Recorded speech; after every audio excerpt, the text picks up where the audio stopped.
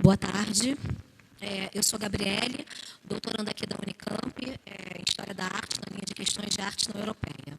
E o meu papel aqui é apresentar os dois professores, que entre eles já estão mais do que apresentados, né? Estamos no nosso 4º dia de evento, penúltimo dia. Esse é melhor? Tá. Obrigada. E essa tarde teremos, então, a fala da professora Regina Miller, daqui da Unicamp, e o professor Omar Ribeiro Tomás, também da Unicamp. Eu vou apresentar os dois. A primeira fala vai ser da Regina e depois do professor Omar, tá? A professora Regina possui graduação em Ciências Sociais pela Universidade de São Paulo, mestrado em Antropologia Social pela Universidade Estadual de Campinas, doutorado em Ciências Humanas pela Universidade de São Paulo e pós-doutoramento na New York University. Atualmente é professor associado aposentado da Universidade Estadual de Campinas. Tem experiência na área de antropologia, com ênfase em teoria antropológica, antropologia da performance e etnologia indígena, atuando principalmente nos seguintes temas: artes indígenas, Assurine do Xingu, ritual, performance e dança. O professor Omar é bacharel em História da Arte pela Universidade de Barcelona, graduação em Arte Dramática e doutorado em Antropologia Social pela Universidade de São Paulo. Foi pesquisador do Centro Brasileiro e Análise e Planejamento por 12 anos e atualmente é professor livre-docente da Universidade Estadual de Campinas, junto ao programa de pós-graduação em Antropologia Social, ao programa de pós-graduação em História, na linha de História Social da África, e ao doutorado em Ciências Sociais. Realizou pós-doutoramento na Alemanha, em Halle-Saale, e desenvolve pesquisa nas áreas de antropologia da guerra e do conflito e história social da África e do Caribe, tendo realizado pesquisa de campo no sul de Moçambique, em Uganda e no Haiti. Sua equipe, formada em grande medida por orientandos, vem realizando pesquisas em diferentes países africanos: Angola, Guiné-Bissau, Moçambique, Namíbia e África do Sul, no Caribe, Haiti e República Dominicana, e em territórios da Europa Central e Oriental, em particular Sérvia, Bósnia e Antiga República Democrática Alemã. Obrigada. Boa tarde a todos. Primeiramente, gostaria de agradecer a organização do evento pelo convite. Eu fico muito feliz de poder falar sobre a arte dos Assurine do Xingu, que é o povo que eu vou mostrar para vocês, para fazer algumas reflexões sobre essas relações entre a arte contemporânea e a arte indígena. E a alegria de ter o Omar comigo, nesse momento aqui, participando desse evento, e estar aqui, na Unicamp, né? Mais uma vez.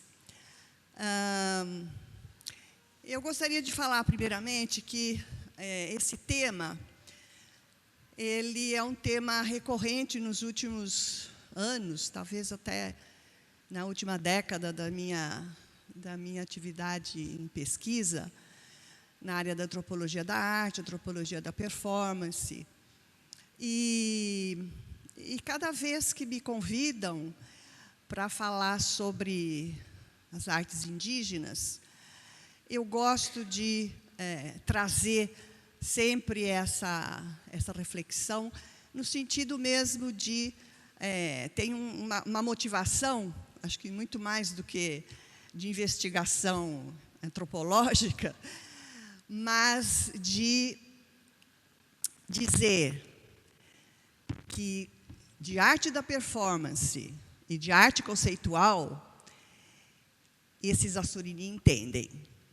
E, na minha experiência como docente, como pesquisadora na área de artes da cena, né, eu fui professora do Departamento de Artes Corporais, do curso de dança, e da pós-graduação, antes era uma pós-graduação em artes, com todas as áreas das artes, do Instituto de Artes, depois se desmembrou em artes da cena, teatro e dança.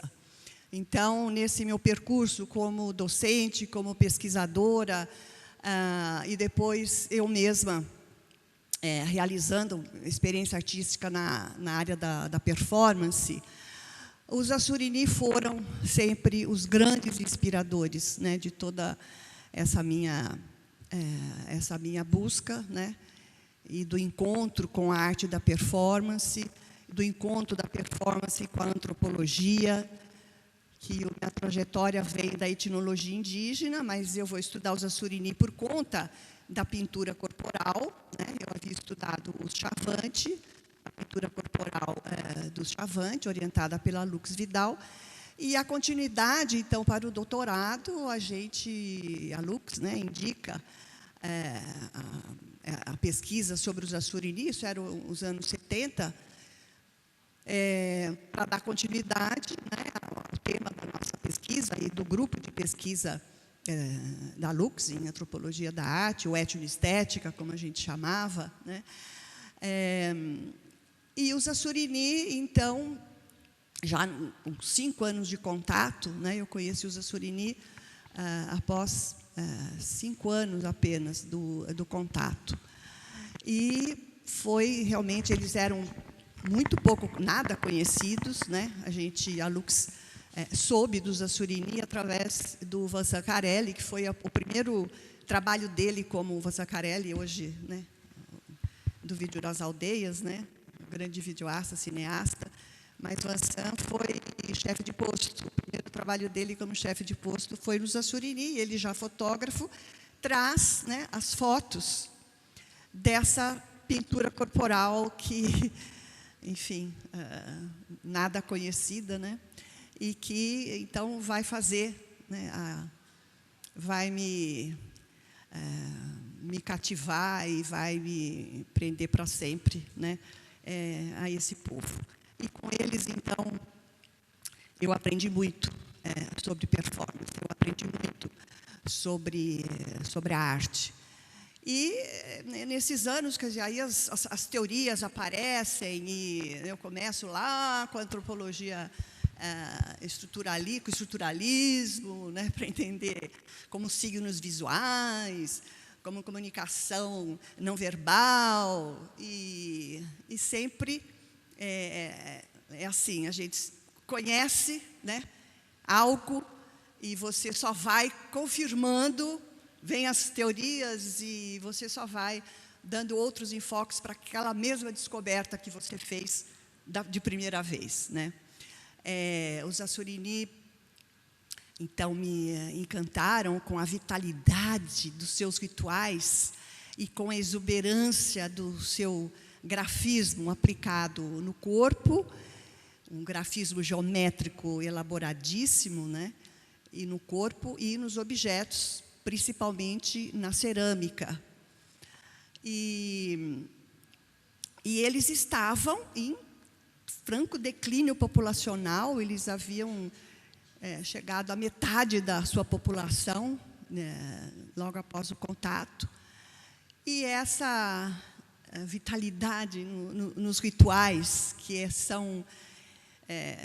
né, o ritual do Touré, o primeiro que eu assisti, levou 4 meses, e eles faziam o ritual do Touré, eu vou mostrar essas...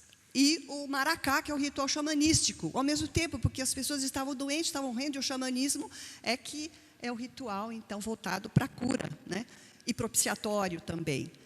E eles davam conta de fazer o ritual cosmogônico, que é o Touré, e fazer os rituais xamanísticos para dar conta daquilo que eles estavam sofrendo profundamente, ameaçados de extinção. Eu vou falar, isso que vocês estão vendo, eu coloquei essas primeiras fotos, que são de uma pintura do ritual do Touré, que é o ritual dos mortos, né, do afastamento e da separação vivos e mortos, né,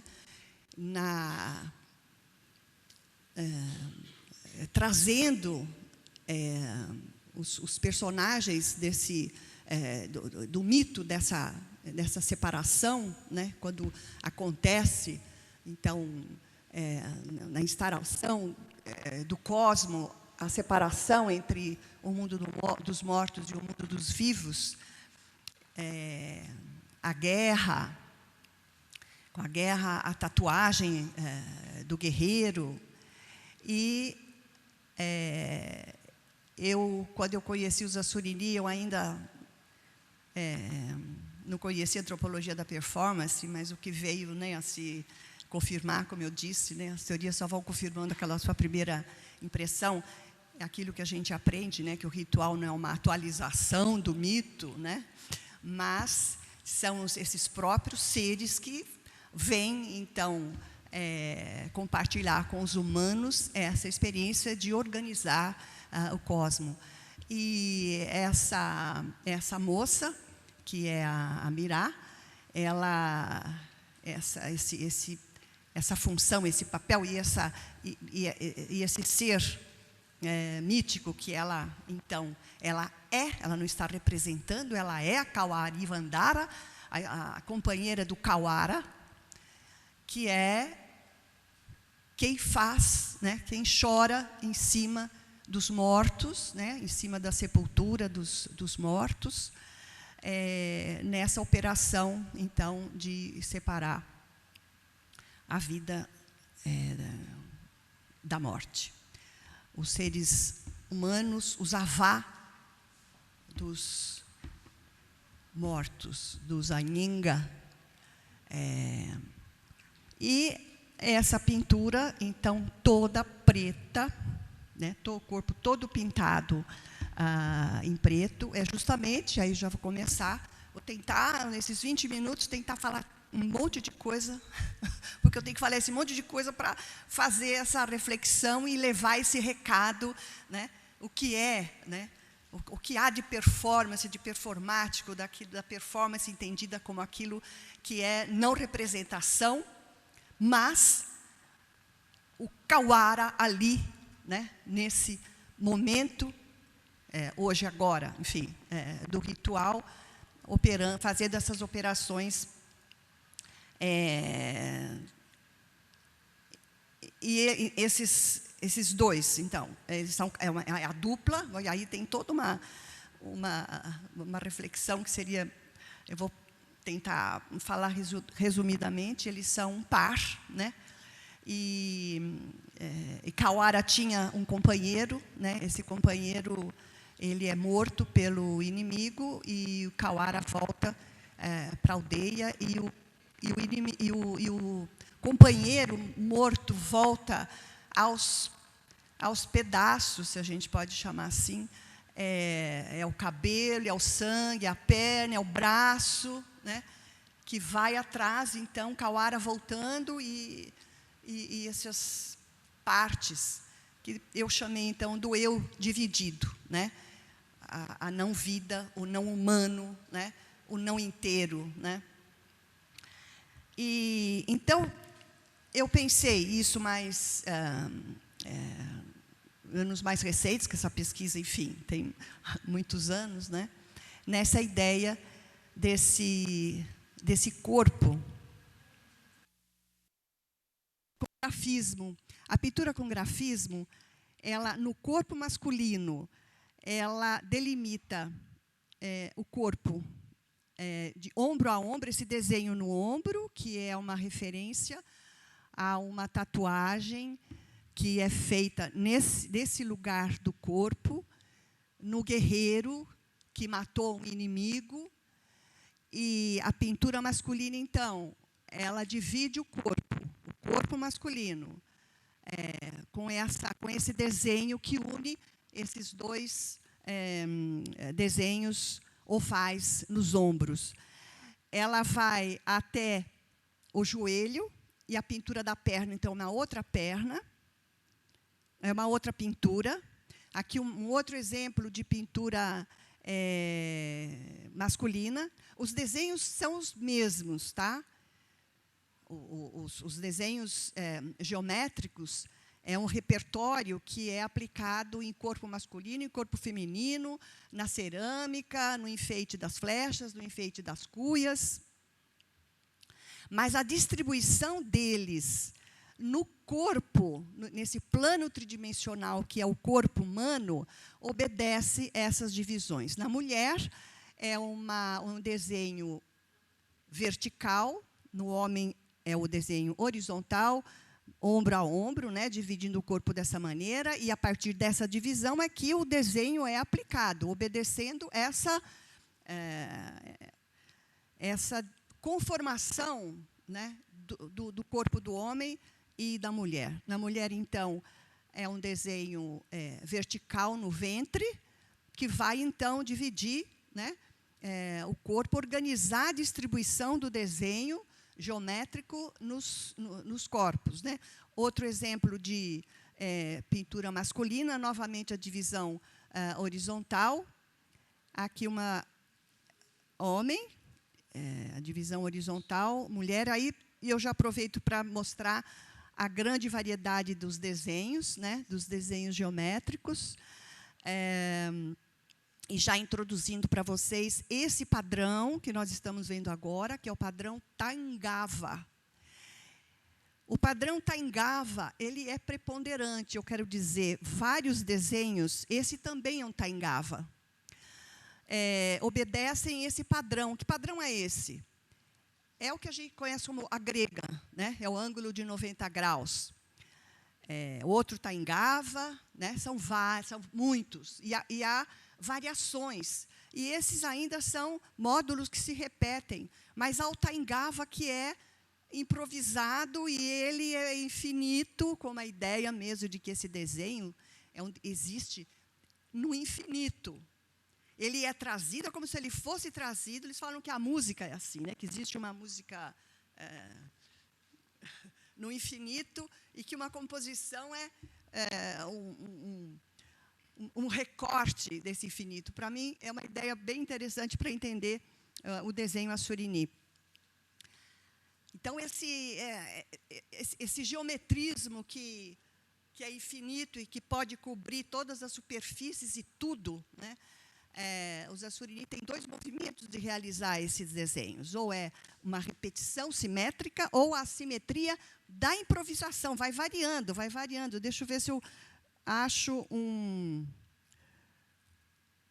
esse aqui. Vocês estão vendo? Ele vai embora. Ele vai embora. Ele vai fazendo, vai fazendo, vai fazendo, vai fazendo, vai fazendo. E o Taingava, ele é preponderante porque outros desenhos, como esse, por exemplo, esse não é um Taingava, porque não é o ângulo de 90 graus. Tá? Esse chama Cafuevi, é o cipó na mata, e o Taingava quer dizer, o T é possuidor humano, a ng é imagem, e o vá é o sufixo de formação da palavra.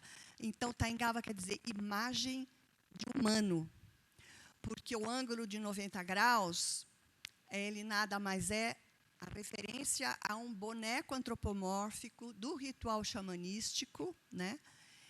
E essa forma mínima, né, do braço-perna do Taingava, que é aquela figura humana mais que encontramos em pinturas rupestres, enfim, a representação do corpo humano, né, a mais elementar e mais, enfim, presente na arte dos homens, em grafismos e desenho. Isso porque ele é preponderante, porque ele tem um sentido fundamental no pensamento Assurini.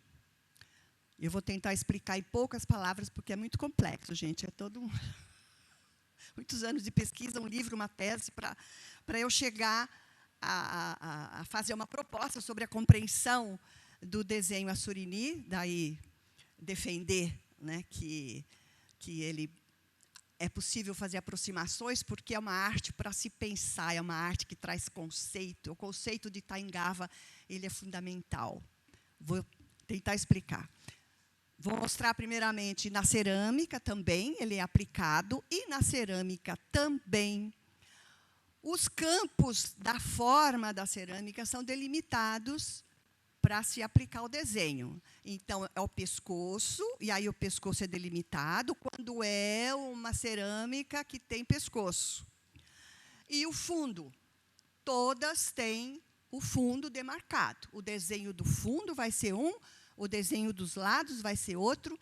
Quando é essa forma que não tem pescoço, mas ela tem borda, a borda vai ser demarcada, e o desenho da borda, então, vai ser diferente do desenho do lado, do corpo da peça. Essa não tem nem borda e nem pescoço. Essa, novamente, tem um pescoço. Então, ele é delimitado, o desenho dele vai ser diferente do desenho como esse. Este também. Por quê? Essas peças, elas têm essa forma porque elas têm um uso. Seja para carregar água, é esse caso. Seja para guardar mel, mingau, como esse caso. Para servir o mingau ritual, como esse caso. Para servir o mingau... Aquele é o mingau do ritual do Turé. Esse aqui é do mingau do ritual xamanístico, né? Tem toda essa complexidade no serviço da cerâmica açurini nos rituais. Esse é um outro uso dessa cerâmica para servir. E assim, isso também para guardar líquido. E assim, a forma, ela tem uma relação com o seu uso. E a pintura vai dizer... Este é um vaso para servir água, para guardar água. Esse é um vaso para guardar o mingau. Este é um vaso, ou seja, é aquela ideia do Lévi-Strauss, que o elemento plástico e o elemento gráfico se juntam. E aí é a ideia também, né, do conceito de Taingava, que a imagem, ela constitui os seres. Então, não há hierarquia entre os açurini, entre realidade e representação. A imagem, ela é. E a imagem, por excelência, é a imagem do corpo humano, do humano. Ela é, nesse sentido, a preponderância do Taingava. Outra ideia que o Taingava e o desenho geométrico, ele organiza, né? No caso do corpo humano, a pintura feminina diz, isto aqui é um corpo de mulher. Pintura masculina. Esse é um corpo de homem. Então, é o elemento gráfico, é o desenho fazendo existir, né, as coisas. Né? Essa ideia de que a imagem é constitutiva dos seres e das coisas. Esse foi, assim, a equação, vamos dizer, e a relação de equivalência e igualdade e não hierarquia entre imagem e entre representação e realidade e representação. Né? Todos os desenhos, eles têm um nome, com o padrão Taingava, eles têm o nome do padrão, que é o Taingava, e um outro nome, porque se refere ao padrão. Tudo que é grega é Taingava, tá? Porque é o referente lá do boneco antropomórfico. Mas eles têm um outro nome também, seja o galho da árvore, jaguua, o cangote da onça, a carapaça do jabuti. São dois nomes, ou seja, existe o Taingava, o padrão, né, que realiza ali, quando o desenho é feito, né, outros seres, né, os seres da natureza, os seres animais, as plantas, os sobrenaturais também, né, também há desenho que tem esse segundo nome que se refere a um sobrenatural, e o que eu chamo de produtos, né, da cultura humana, do fazer humano, que é, por exemplo, o que chama Tembequara do Pitá, que é o detalhe do enfeite labial. Né? Eu vou mostrar para vocês qual que é o Tembequara do Pitá. Aí vocês vão falar, aham. Esse aqui. Esse é o também Quararupitá. Aquele enfeite labial, né, ele é um Tzinho, porque a parte horizontal vai ficar dentro, né? É o buraco e sai assim. Então, ele é uma coisinha assim. Então, eu nunca entendi direito, viu, gente, porque é tanta abstração que é o seguinte. Tinha um que chamava o osso do traseiro do jabuti, que chama. E eu consegui o osso do jabuti e descarnei e pus para secar, para ver a forma, se eu entendia, porque eu ainda, isso no começo da pesquisa, eu ainda estava com a ideia da estilização, né? Que esses desenhos geométricos são estilizações de coisas da natureza, de padrões da natureza. E cadê essa relação assim, de estilização? De nada negativo, não vi absolutamente o que tinha no osso do traseiro do jabuti que tinha a ver com aquele desenho que se chamava Jautirecaracanga. E daí que eu fui, então, atrás, né, para entender o que era essa abstração. Né?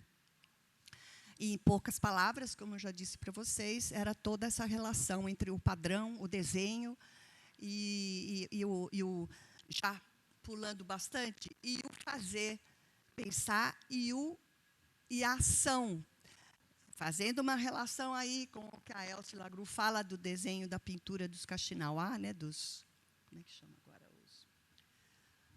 Os Kaxinawá, ela escreveu. E que é o efeito, né, é muito mais importante o efeito da pintura, tanto que a pintura do iniciando, como ela diz, é uma pintura mal feita, né? Eu encontro um paralelo nos Assurini, que tem um dos objetos rituais. Eu não entendia por que naquele ritual, aquela panelinha, aquela pintura que, meio saindo, meio desbotada, meio... Né? Como assim? Né? Porque a relação imediata nossa é da arte decorativa, né? Objeto ritual decorado. Né? Não. É aquela pintura fazendo existir, né? Essa ideia da agência, né? Na arte e na pintura corporal, isso é bastante, né? Como eu falei, a gente vai, então isso, tá bom, isso aí os Assurini, que eu entendido sempre dos Assurini, né? A pintura que nega a forma humana, aquela primeira que a gente fez, viu o corpo todo pintado em preto, né? A incorporação não é uma boa palavra, né? Mas é a investidura, né, da condição de Kawara que a pintura toda preta realiza. É o corpo humano, masculino, feminino, a panela que serve comida, a panela que guarda água, a panela que transporta a água, que guarda o mingau, a que oferece o mingau ritual, né? Constituída, né? Existida, essa palavra, pelo desenho geométrico, né? pelo desenho. Né? Então, revendo aqui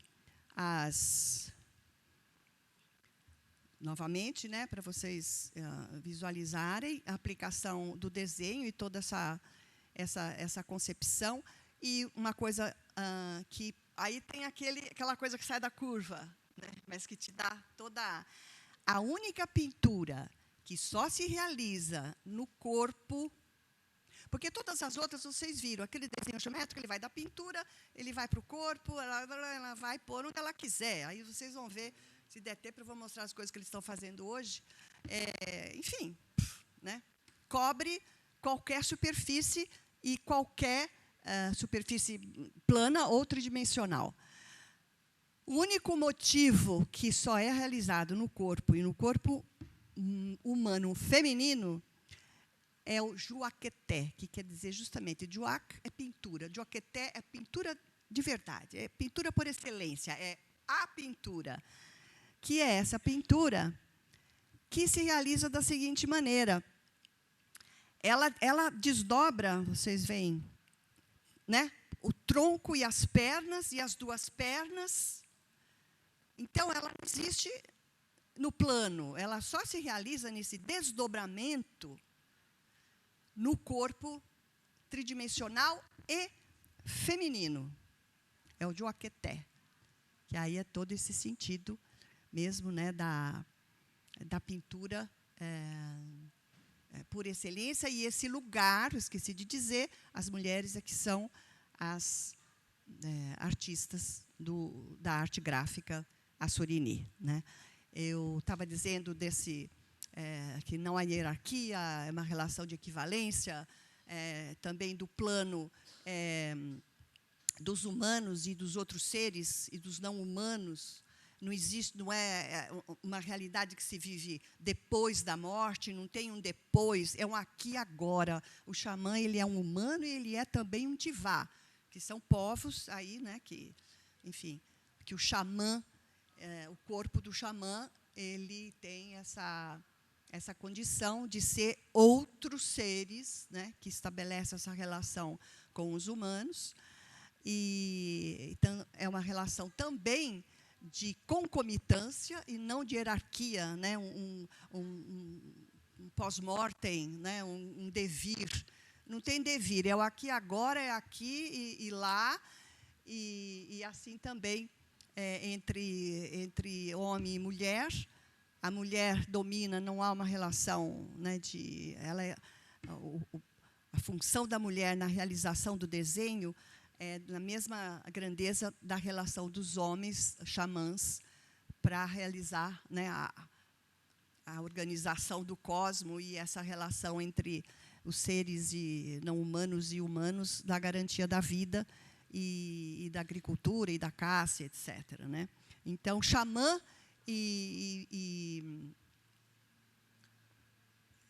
agora, e a mulher artista, como chama? E a mulher que faz o desenho geométrico no mesmo plano, né, de importância na constituição e na reprodução da sociedade assurini. Aqui, mais exemplos do Joaqueté. Aqui elas estão no ritual xamanístico. A pintura é usada tanto em rituais, a pintura com grafismo, quanto no cotidiano. No cotidiano, nas moças e crianças, né? Esse é o Joaqueté também. Esse é um close aí para vocês verem como essa divisão, né, esse desdobramento a partir aí desse desenho na articulação das pernas com o tronco, né? A gente pode pensar também na panela, como aquele fundo da panela também ele vai, né, conduzir, vamos dizer, esse desenho que se distribui por essas formas. Esse é um trabalho que eu fiz, então, fiz uma coleção, né, de cerâmica, e o primeiro trabalho foi transpor esses desenhos no plano para uma análise. Isso foi feito por um artista plástico, né, que eu achei que ia rapidinho, que se fosse módulos, né, quando ele chegou nesse que improvisa, não tinha, né, como você fazer uma parte só para mostrar como seria todo esse desenho na extensão toda. Isso é E esse é o ritual, então, do Maracá, o ritual xamanístico, né? Aí o desenho, que eu passei, então, a fazer essa relação com a arte da performance, né? Que na performance, o performer ele traz da própria experiência dele, né, a proposta de com aquela ação do presente que envolve e que não tem script, mas ela está também realizando, né, esse contato de quem está participando. E a participação, vocês sabem, participação na arte da performance, ela é um do seu modo de se realizar. A dialogia, né, da arte da performance, eu digo, eu já falava isso, né, sem, naquele momento, lançar a mão da teoria da antropologia da performance, mas como que o ritual, todos, né, mas vamos falar agora do xamanismo, que eu já falei um pouco no começo do Turé, né, do Kauara, lá da separação do cosmo, dos vivos e dos mortos, na organização do cosmo.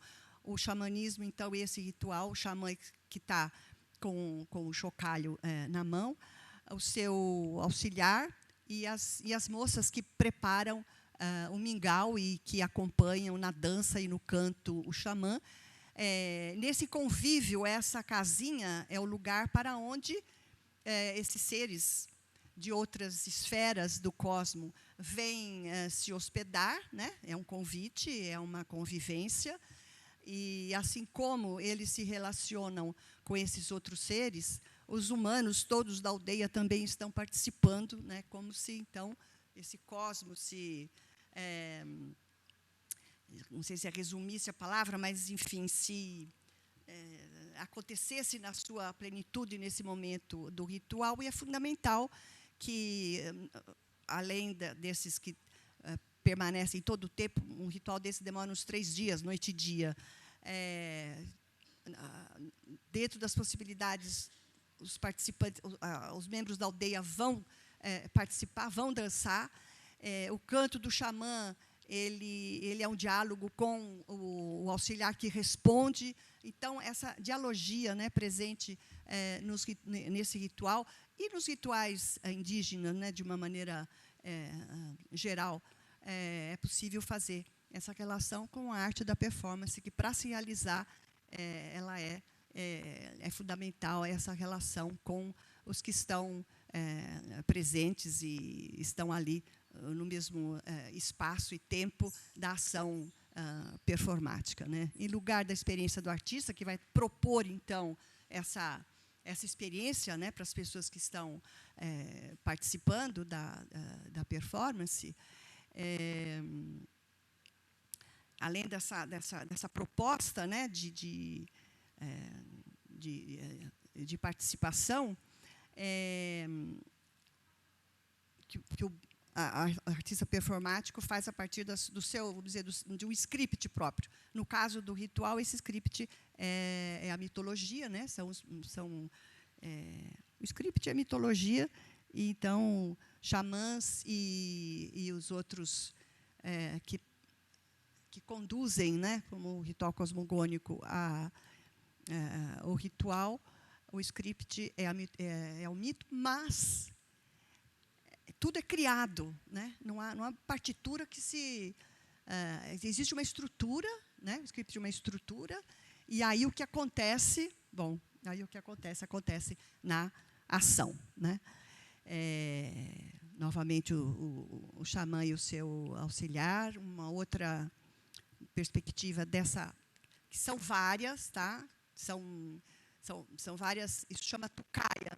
São várias tucaia, de acordo com esse povo aí que é trazido para conviver com os humanos. Essa é do Tajaú, a outra é do Cauara, enfim, do Caruara, e cada uma tem... Aí esses são os objetos, né, imantados, vamos dizer, esse cilindro aqui decorado, que remete ao charuto, que é um dos principais veículos, né, dos humanos com esses outros seres, e do Inga, que é o princípio vital, que é transmitido desses seres para os doentes e crianças, né? A fumaça do tabaco, ela é um desses... O mingau e a samambaia, que está dentro desse invólucro, aí, tudo são canais, né, de transmissão do princípio vital, né? Esse é de um outro povo, aí, que são os Apuquara. Esse é do Arapuá. E assim vai. Aqui é interessante. Esquecido que eu tinha. Houve uma exposição na Alemanha, em Düsseldorf. É o mesmo curador que fez aquele Magicien de la Terre, um curador de arte contemporânea que faz essas aproximações, né, das artes nativas. E essa exposição chamou Altares do Mundo. Ele trouxe do mundo todo, né, pessoas de várias, muitas, né, foram, acho que, mais de 60 rituais e cultos que tinham altares, né, que são altares de tudo quanto é religião e prática religiosa, que ele entende como instalação. Então, era uma exposição sobre instalações, que são os altares de todas essas práticas religiosas. E os Assurini foram convidados para levar a sua tucaia, né? O altar aí do xamanismo Assurini. Como é que é meu tempo? Vamos ver se eu... Onde que a gente vê? Como é que é meu tempo? Já foi?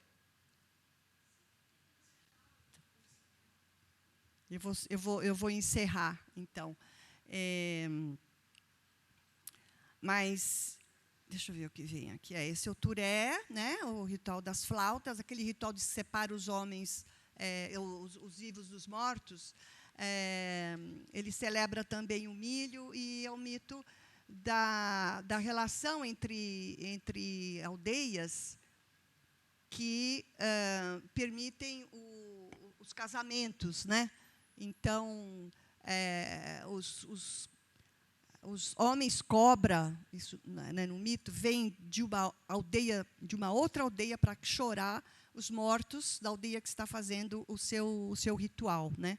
Daí a flauta, eles tocam a flauta nessa operação, enfim, de em volta das sepulturas realizar aí esse canto sobre os mortos, para que eles vão para sempre, né, embora. A pintura toda preta, as flautas.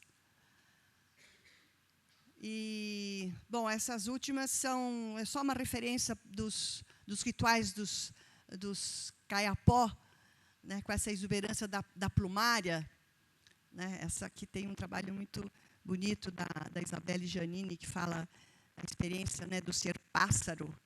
Quer dizer, você se investir, né, com as plumas, com as penas, né, é a condição do pássaro que está sobre, a condição de onde você pode ver o todo, ver, né, de cima o todo da vida de uma aldeia, né. Então, eu digo que seja, né, se investindo da condição de pássaro, né, seja trazendo os Kawara, os Tivá, todos esses seres, né, para o convívio dos humanos.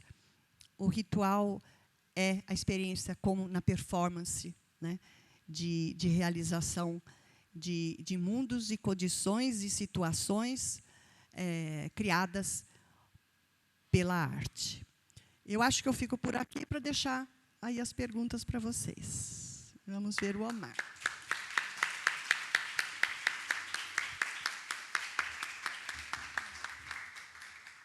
E aí vamos sair daqui. Acho que paga aqui. Ah, já entrou seu. Deixa eu só ver agora o que eu faço aqui. Para ficar inteiro, né? Pronto.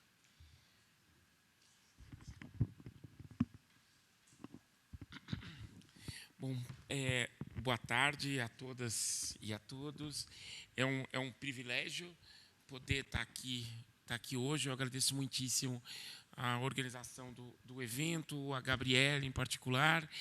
É um luxo poder estar aqui num evento como esse e poder estar aqui com a Regina, que é uma amiga querida e que traz para nós um universo absolutamente extraordinário. Eu não me canso embora eu nunca tenha trabalhado com etnologia indígena, eu fui aluno da Lux também.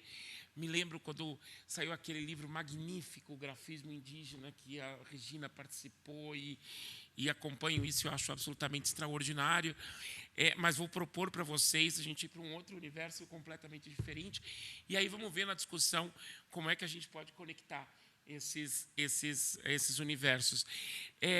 Eu gostaria de dizer que o que eu trago para vocês aqui hoje diz respeito a uma reflexão que ganhou sentido durante a escrita do meu memorial de livre docência, né, que eu apresentei minha livre docência esse ano, e eu tive que parar para escrever um memorial num momento bastante particular da minha vida, tá? E no memorial eu tive que tentar enfrentar a possibilidade de encontrar uma coerência, mais ou menos uma coerência, que diz respeito à minha trajetória, né? Acho que o resumo que a Gabriele apresentou, as pessoas ficam meio assim, bom, ele fez história da arte, fez teatro, foi para antropologia, trabalha com conflito, Moçambique, Uganda, Haiti. Como é que fica tudo isso, né? E, na verdade, tem uma coerência, né? E ganhou, digamos, a coerência nunca é dada, né? Ganha coerência na medida em que a gente procura se enfrentar com esses elementos. E foi ganhando se não coerência, foi ganhando sentido no trabalho do memorial, e particularmente a relação que se estabelece entre uma determinada aproximação que se deu com um campo artístico bastante específico, né, que eu vou denominar aqui de modernismo, a gente volta a falar disso, né, ao longo do meu período formativo, e a urgência que se colocou para mim no que diz respeito à realidade de determinados contextos africanos e que me levar, e essa conexão, a realidade urgente de determinados contextos africanos e um conjunto de referências que encontram na palavra modernismo um certo sentido, né? Ou pelo menos um campo de debate, esses dois elementos, a junção desses dois elementos, me levou para a antropologia. Ou seja, eu fui para a antropologia porque eu precisei da antropologia para entender alguma coisa que me angustiava e que eu não estava compreendendo, né? E é isso que eu vou tentar trazer para vocês aqui. Se não ficar claro, eu peço, e não vai ficar certamente, mas não está claro para mim, né? Não teria porque estar claro para... Mas eu peço que vocês me interpelem depois, tá? Essa primeira imagem que eu trago para vocês aqui é uma montagem que eu fiz nos últimos anos e que eu chamei de Minhas Janelinhas da Guiné. Na verdade, são fotografias, é parte de um conjunto imenso de fotos que eu tirei na Guiné-Bissau em 1989, que foi na Guiné que eu decidi fazer antropologia, depois de um período longo de estudos de arte e de teatro, né? Então, é muito curioso, porque eu me encontro com a Regina de uma maneira bastante insuspeita. A minha formação original é em História da Arte e em Arte Dramática, e eu trabalhei durante muitos anos como ator em Barcelona, mas eu queria ir para Guiné. Eu queria ir para a África, na verdade. E, na verdade, eu queria ir para Angola. Tá? Por que eu queria ir para Angola? Acho que é uma questão, não é evidente. Eu queria ir para Angola por uma razão muito simples. Durante um período relativamente longo do que seria a minha infância, 5 anos, eu tive o privilégio de morar numa situação bastante peculiar em Portugal, no momento em que aquilo que nós chamávamos de Império Colonial Português se desfez. Eu morava em Portugal com os meus pais, eu era pequeno, evidentemente. Meus pais eram exilados, aquela coisa toda que a gente mais ou menos sabe, e a gente acabou caindo em Portugal no momento do estertor do colonialismo português, do final do colonialismo português e da coisa gloriosa que foi o 25 de abril. Então, isso, de alguma maneira, me marcou profundamente, e dessa forma é como se esses pedaços da África eles fizessem parte de mim, né? Ou seja, quando eu era pequeno, a gente falava o tempo todo da África. E de que África se falava? Se falava de uma África de heróis. Era dessa África que se falava. Era a África que tinha vencido um colonialismo particularmente brutal. Era uma África de libertação. Era a África do Amílcar Cabral. Era a África do Agostinho Neto, das poesias do Neto. Era a África do Samora Machel. Era dessa África que se falava. Enfim, eu acabei caindo em Barcelona, não interessa por quê. Fui fazer História da Arte. E o tempo inteiro eu tinha que... E quando eu estudei História da Arte, não preciso dizer a vocês que, num contexto institucional como o da Universidade de Barcelona, o que mais fascinava a todos os alunos, claro, tinha aqueles alunos que iam fazer arte medieval, tinha os que fazer arte barroco. Barroco não tinha menor prestígio em Barcelona naquela altura. Inclusive porque o barroco catalão era considerado bastante de segunda, digamos. Mas o que tinha um prestígio extraordinário era a reflexão sobre as vanguardas artísticas, o que a gente chamava de vanguardas artísticas, ou a arte pós-revolucionária significa Revolução Francesa, tá, gente? Ou as grandes vanguardas artísticas do século XX, e nisso, todo o debate sobre a arte moderna, né, sobre o cubismo, sobre o fauvismo, sobre a suposta radicalidade que a arte moderna apresentava, se colocava ali como um eixo central e vibrante da discussão de um grupo bastante heterodoxo e grande de alunos. Mas o que me incomodava e deixava perplexo, então, era justamente que eu tinha que lidar com o fato de que eu trazia, de alguma maneira, comigo, referências a um modernismo que não acontecia, que era o modernismo português. Ou seja, eu não vou falar o porquê disso, mas o fato é que eu trazia esse modernismo comigo, ou referências a esse modernismo, que é um modernismo que não acontece. É um modernismo que é tímido, é um modernismo cuja cor não é suficientemente colorida, cuja forma não é suficientemente ousada, cuja geometria não é suficientemente geométrica, ou seja, faltava alguma coisa. É um modernismo caracterizado pela sua timidez, pela sua carência. E é com isso que eu tinha, de alguma maneira, que lidar. Ou seja, as banhistas do Almada Negreiros não são as banhistas dos outros modernistas europeus. Era um modernismo periférico, era um modernismo que não ocorria. Eu estou passando algumas imagens para vocês, e era um modernismo que... E por que não acontecia? Por que parecia periférico? Porque havia uma certa delicadeza que não combinava ali, que não acontecia efetivamente, porque estava o tempo todo encalacrado na questão nacional. Era um modernismo que tinha que se contentar com uma nação muito pequena, que é Portugal. Era como se essa questão nacional, ou esse povo português que aparecesse no modernismo, essas varinas do Almada, né? Ou seja, toda essa insistência, ela era como se um modernismo que não acontecesse. Não? E era com isso que eu lidava. O Amadeu, que é um extraordinário, aliás, o modernismo português ainda tem um problema: os bons morrem cedo e não viram. Não é? Então, o Amadeu de Sousa Cardoso era uma espécie de promessa. Não é? Ele frequentava ali o Picasso, ele frequentava o Matisse, ele estava pesquisando, e aí, quando ele vai acontecer, ele morre. Não é? Então, é uma promessa a mesma coisa para Sara Afonso, outra coisa, a mesma coisa do Santa Rita Pintor.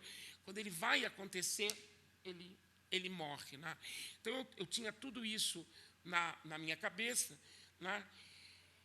E a coisa acontece quando? A coisa acontece tardiamente, né, com a Vieira da Silva, que é uma pintora absolutamente extraordinária, e acontece fundamentalmente quando chega eu trago essas duas imagens, são imagens absolutamente extraordinárias, que incorporam o 25 de abril de 1974. Esses dois cartazes da Vieira da Silva, eles trazem para nós um conjunto de questões, mas que diz respeito à necessidade de você superar essa coisa pequena, canhestra, que diz respeito às formas que vão assumindo o modernismo português. Só que aí tem algo que não cola nessa história toda, porque é um modernismo tímido, é um modernismo que não acontece, é um modernismo que está numa pequena nação que, entretanto, mantém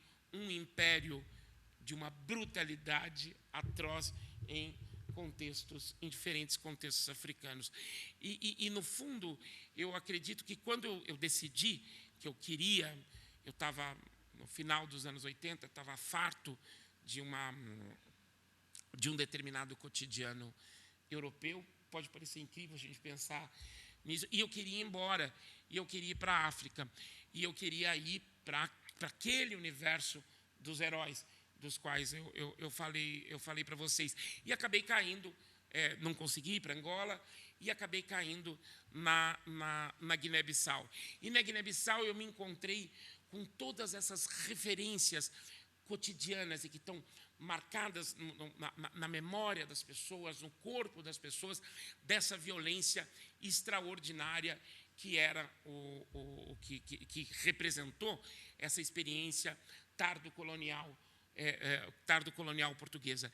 E me pareceu naquele momento que o que eu deveria, que a antropologia me forneceria os elementos para entender essa experiência tardo-colonial. E já vai fazer sentido a conexão com a arte, com o modernismo. Eu voltei para o Brasil, depois de muito tempo fora, e acabei fazendo um projeto. O meu projeto inicial era para voltar para a Guiné, não deu, enfim. E eu acabei fazendo um projeto de pesquisa que justamente procurasse enfrentar isso que seria esse tardo colonialismo português, ou que seria esse terceiro império, o terceiro império português. E o que era interessante, agora vai começar, espero que comece a fazer um pouco de sentido. O que me parecia interessante é que o mesmo debate que, de alguma maneira, se fazia com relação à possibilidade de controle violento das populações africanas por parte de Portugal, esse debate se fazia nos mesmos termos que o debate sobre a arte modernista portuguesa. Ou seja, era um império que não acontecia, era um império limitado, era um império que seria marcado por uma certa excepcionalidade. Ou seja, se de um lado você vai ter os críticos do Império Colonial Português, como Perry Anderson, Amon Daron, entendeu? Que vão falar, bom, nós estamos diante de um país pequeno que não consegue ter um império, e que, portanto, tem que fazer um império, e o resultado disso é um império particularmente violento, justamente por sua incapacidade de acontecer. Por outro lado, nós tínhamos um personagem que mais ou menos todos vocês conhecem, que é o Gilberto Freire, que também vai trabalhar com a ideia da excepcionalidade do Império Colonial Português. Afinal de contas, é um império que não é como o francês, não é como o britânico, não é um império grandioso, então ele é pequenino, ele se dá de outra maneira, mas ele é excepcional. E qual foi o esforço que eu me vi fazendo num determinado momento? Eu precisava, de um lado, normalizar a experiência colonial portuguesa, ou seja, não há experiência colonial na África que não seja pautada por uma violência peculiar, não há uma experiência colonial na África que não seja pautada por uma certa noção de excepcionalidade. Então eu precisava normalizar esse colonialismo português, e eu precisava normalizar, na medida em que eu normalizava, por fim, a experiência modernista em Portugal. Então, era um pouco esse dilema que estava se colocando, que se colocava para mim. Como é que eu acabei trabalhando com isso? Eu acabei entrando em contato com uma das experiências mais brutais que conectam colonialismo e arte na contemporaneidade, que são as grandes exposições coloniais, ou aquilo que, posteriormente, a partir dos anos 90, uma certa historiografia vai chamar de zoológicos humanos, que vão ser recorrentes em contextos europeus até pelo menos o início dos anos 50. Portugal não é diferente, e eu aqui, quando eu estava preparando, ou pensando nessa exposição para vocês, eu pensei muito, porque existe uma profusão imagética sobre os zoológicos humanos, ou sobre as exposições coloniais. A exposição colonial de Paris, de 31, a exposição colonial do Porto, de 34, a exposição colonial de Manchester, de 1927, a exposição colonial de Bruxelas, a exposição colonial do mundo português. Você tem uma profusão de imagens, sobre essas exposições coloniais. Eu trabalhei com essas imagens e quero voltar a trabalhar com essas imagens. Trabalhei no meu doutorado, ex do Atlântico Sul, e quero voltar a trabalhar com essas imagens, mas me deparei com um dilema de que em que medida eu poderia expor essas imagens para vocês aqui hoje. E decidi não expor. Tá? E eu vou dizer por quê. Porque recentemente, eu não sei se vocês acompanharam, a vinda da Grada Quilomba para a Flip. Tá? E a Grada Quilomba, ela diante da... A Lília Schwartz era a debatedora da Grada, e a Lília Schwartz, ela expõe, quando ela está comentando o trabalho da Grada, ela expõe num telão, na Flip, a figura da escrava Anastácia, que é uma figura bastante dolorosa. Não é? E a Grada Quilomba questiona a Lília. E ela questiona a Lília em que sentido? Ela diz, bom, essa imagem é uma imagem sobre a qual nós temos que pensar, mas nós temos que pensar num certo espaço reflexivo de intimidade, não numa grande exposição pública. Nós não podemos fazer isso. Por quê? Porque ela implica em muita dor. Não é? E aí, nesse sentido, eu falei, eu não posso trazer as imagens dos zoológicos humanos. Não que a gente não possa trabalhar com elas, mas são imagens de uma brutalidade atroz. O que eram os zoológicos humanos? O que eram essas exposições coloniais? Eram pessoas que eram... Isso estou falando para vocês de 1934, 1940, 1931, 1950 até. Eram pessoas que eram, de certa maneira, eram enganadas, não? Ou seja, em diferentes contextos africanos, elas eram enganadas, elas eram convencidas de que elas iriam para a Europa expor alguma coisa, expor a sua arte. Não é? Então, eu lembro a história da Vênus Hottentot, né? Ela é enganada, ela é uma cantora, ela é uma cantora naquele universo da África Austral naquele momento, e dizem para ela, olha, nós vamos para a Europa e você vai poder cantar na Europa. Ela é enganada, ela não vai para cantar, vão expor o seu corpo, independente da vontade dela. As exposições coloniais são isso. Nós temos documentos, e não eram só exclusivamente africanos, eram chineses também que eram convencidos, vocês vêm para a Europa para tocar. E eles chegavam ali e se deparavam com uma espécie de zoológico humano em que as pessoas estavam ali para observar os seus corpos para além da sua vontade. Né? Então, me parece que, depois da leitura da Grada, me parece que nós temos que começar a repensar a exposição dessas imagens. Então, foi por isso que eu não as trouxe aqui.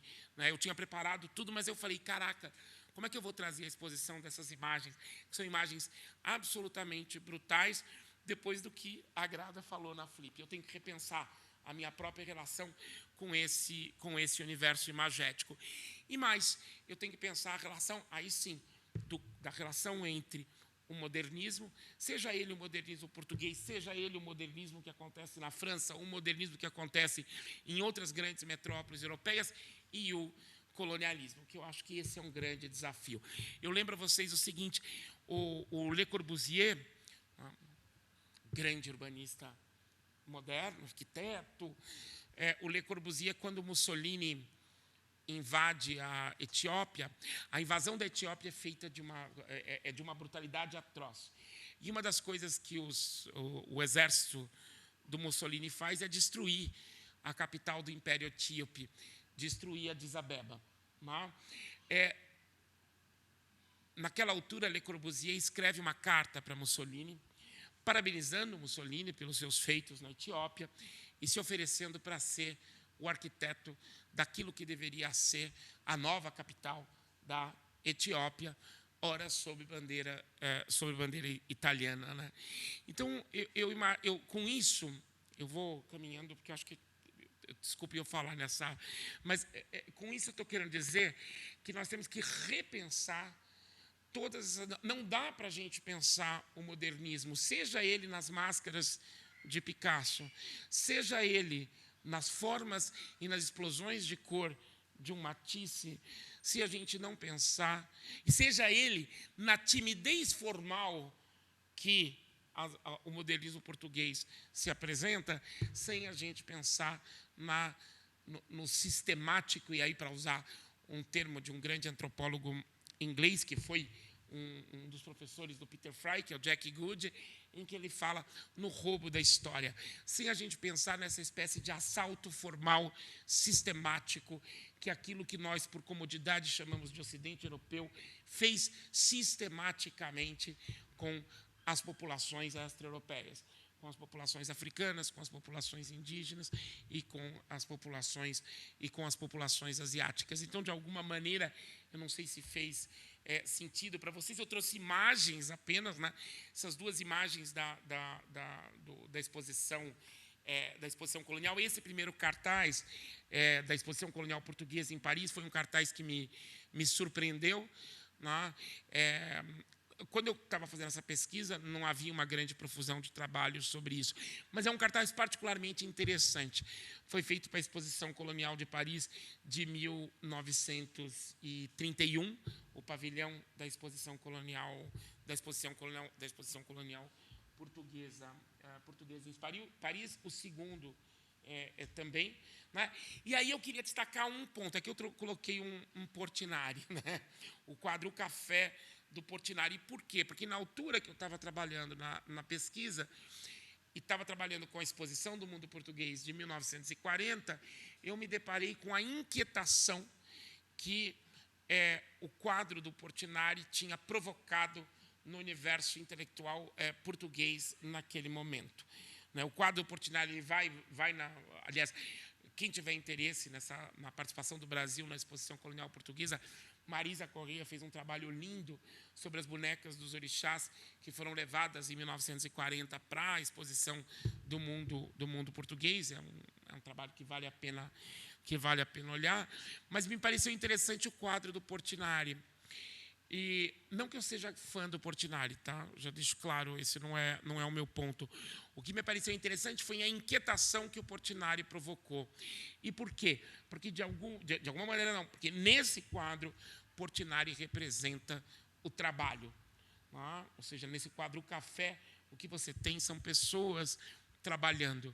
E o sustentáculo da presença europeia na África portuguesa, francesa, britânica, belga, espanhola, na Guiné Equatorial, ou seja, o sustentáculo de tudo isso eram diferentes formas de trabalho forçado que alcançam, até no caso das colônias portuguesas, as antigas colônias portuguesas, vão alcançar até o início dos anos 60 do século XX.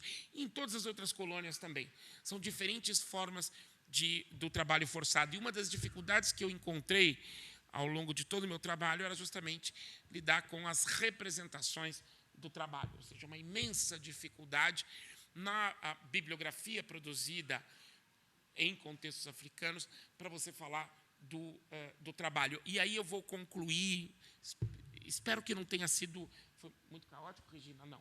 Espero, mas aí o que me pareceu absolutamente fascinante foi quando eu encontrei...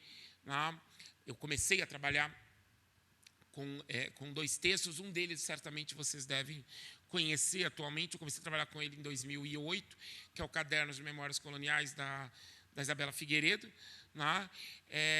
E um outro texto, também escrita por uma outra mulher, que rememora o seu período de infância no período tardo colonial português em Moçambique. E o que me pareceu interessante, nós tivemos que esperar as memórias de duas mulheres falando da sua experiência de menina para a gente poder lidar com uma forma minimamente poderosa de lidar com a exploração do trabalho africano no período tardo colonial português em Moçambique. Essas duas meninas, né, que é a Isabela Figueiredo e a Isabela Oliveira, me lembraram, fizeram com que eu me lembrasse do texto magnífico da Helena Morley, Minha Vida de Menina, né, que o Roberto Schwartz recupera nos anos 90, justamente para falar da sua aproximação com o trabalho das populações negras no Brasil no momento imediatamente posterior à abolição da escravidão. Então, enfim,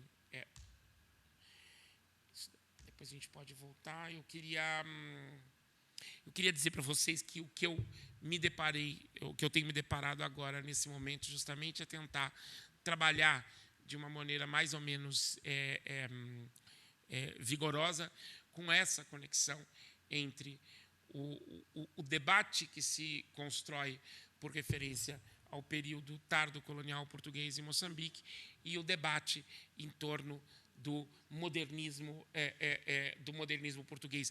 E qual é a saída que eu vou encontrar para as limitações que se colocam, limitações e brutalidades que se colocam por parte dessa experiência colonial e suas conexões com o modernismo? A única saída é eu me jogar na arte moçambicana.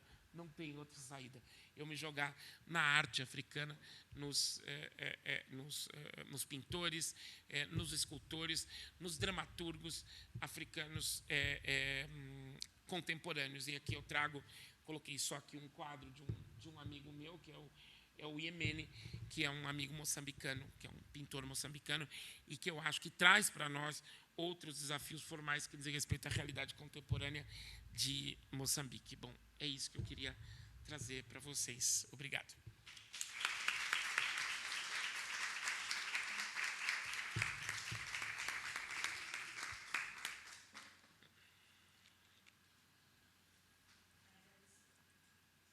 Alô? Quero agradecer. Estou extremamente tocada, porque são assuntos da minha pesquisa, da minha tese. Tantas questões indígenas, as problemáticas que a arte traz, como, sobretudo, as questões da memória negra, e que o Omar tocou muito bem nessa tarde. Então, a gente está abrindo agora para pergunta, tá? Se alguém quiser fazer perguntas, considerações.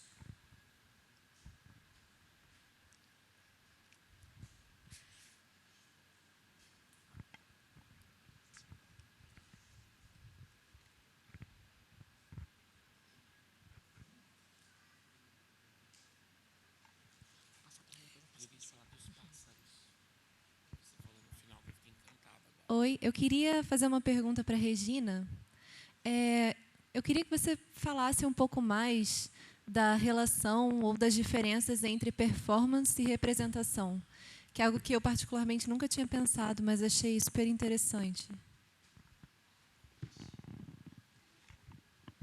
Eu vou passar para ele e a gente faz um bloco de pergunta e depois vocês respondem, tá?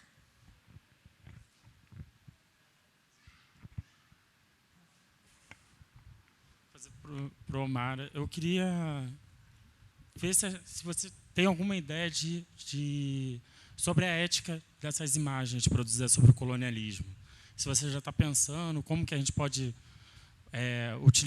reutilizar essas imagens, não corroborando com a violência que ela foi produzida, até porque eu tenho essa preocupação muito dentro do meu trabalho. E a estratégia que eu tenho usado é tentar ver a agência desses retratados nas fotografias. Se você tem outras estratégias também, eu queria pensar um pouco. A minha pergunta era a sua. Na verdade, a questão é se, por um lado, a gente entende a violência dessas imagens de sofrimento que elas provocam, por outro, como trabalhar para que isso não caia num esquecimento, em algum tipo de silenciamento, sobretudo quando a gente está numa era de pós-verdade, onde se nega esse tipo de coisa. Assim. Então, se o senhor pudesse desdobrar um pouco essa questão de quais são esses espaços e quais as estratégias, né, que a gente pode elaborar para vencer isso. Então, eu fecho com a pergunta dela, vocês respondem e depois a gente faz mais uma outra rodada, tá? Minha pergunta é para a Regina, que eu também fiquei assim, um pouco intrigada nessa coisa de representação da performance e ritual. Porque, entre a comunidade indígena, os rituais eles são repetitivos e fazem parte desse cotidiano. E como que a gente poderia identificar, né, e diferenciar essa teatralidade na arte indígena e na performance, porque você estabeleceu uma relação com a performance contemporânea. E a performance contemporânea ela vai partir também de alguns elementos, né, que vai questionar as questões políticas, social. E na arte indígena é estritamente algo cosmológico, né? Não vou falar de espiritualidade, mas a gente poderia identificar o ritual enquanto essa espiritualidade, uma forma de vivenciar, né, essa dimensão, a dimensão espiritual. Eu não consigo ainda abstrair, mas achei extremamente interessante o seu trabalho.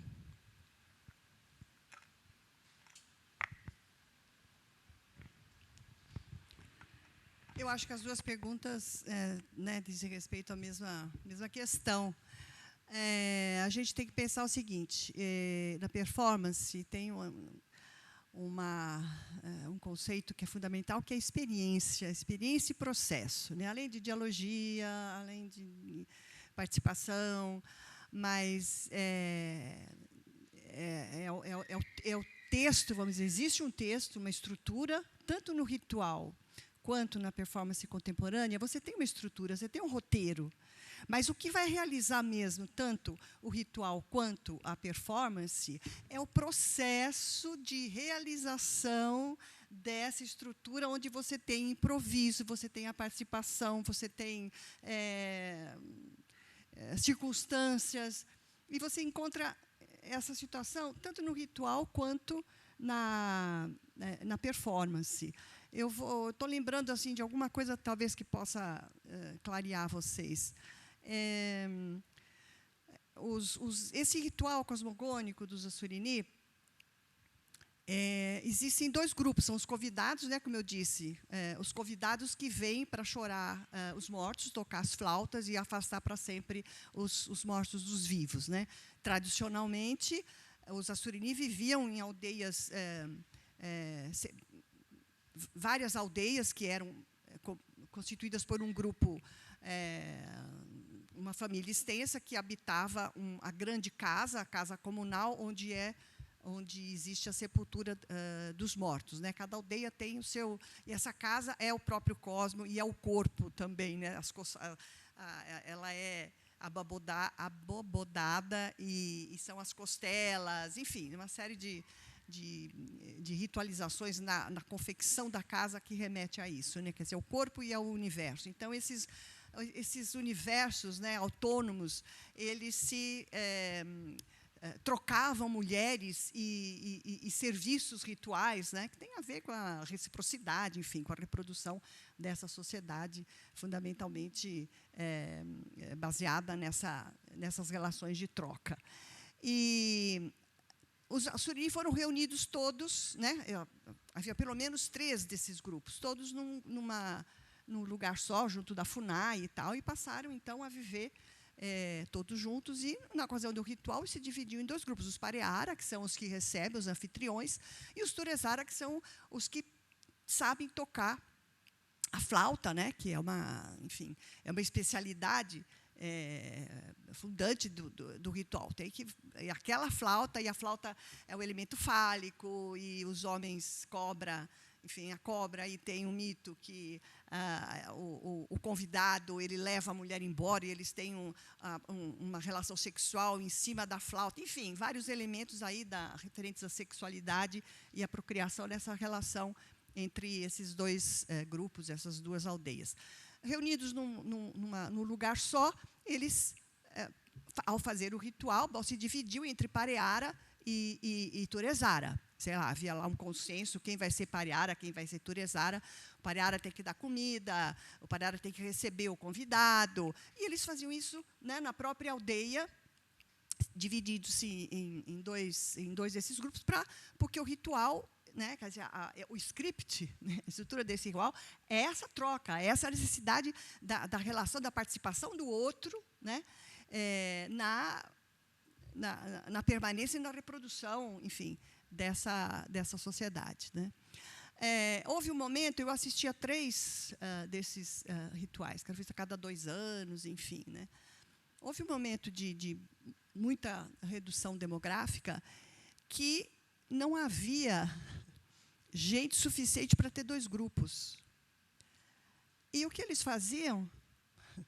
Havia pessoas, né, que exerciam esses lugares do ritual, que faziam os dois. Né? Quer dizer, e fazia-se. Né? Existia estrutura, existia, precisava do outro, do de fora, tal, não sei o quê. Não, tudo bem. É essa coisa da performance que você faz existir a situação, né, a experiência daquela situação de troca do outro que vem, que não sei o quê. Eu fico arrepiada. Nas mínimas condições de existência, os caras, eles chegaram a 52 pessoas. Um povo. E o ritual nessa ocasião, enfim, não tinha número de gente suficiente para se realizar aquele script, aquela estrutura, aquele fundamento ali de toda aquela experiência.